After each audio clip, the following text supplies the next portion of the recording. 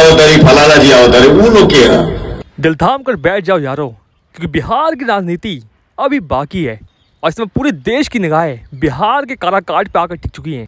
क्योंकि घमासान होने वाला है और ये कोई छोटा मोटा घमासान नहीं, बल्कि power star Pawan Singh versus Akshara Singh का एक घमासान होगा। ये सही सुना आप सभी ने। आप सभी को बता दें कि बिहार के काराकाट में पवन सिंह ने चुनाव ऐलान कर दिया है और एक भारी भीड़ और जन सैलाब पवन सिंह के सपोर्ट में दिख रहा है।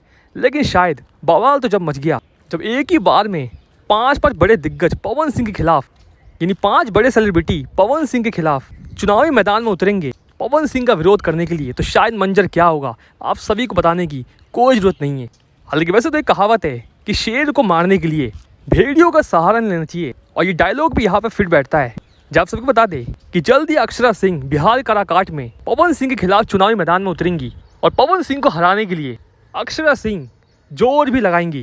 हालांकि वही दूसरी तरफ खबरों के माने तो रवि किशन, मनोज तिवारी और कंगना राउत भी पवन सिंह के खिलाफ आने वाले हैं पवन सिंह का विरोध करने के लिए। और शायद इसी के बाद से पूरी भोजपुरी ऑडियंस भी अलर्ट मोड पे आ चुकी है कि एक अकेले पवन सिंह को हराने के लिए 5 सेलिब्रिटीज़ मैदान में कूद रहे हैं।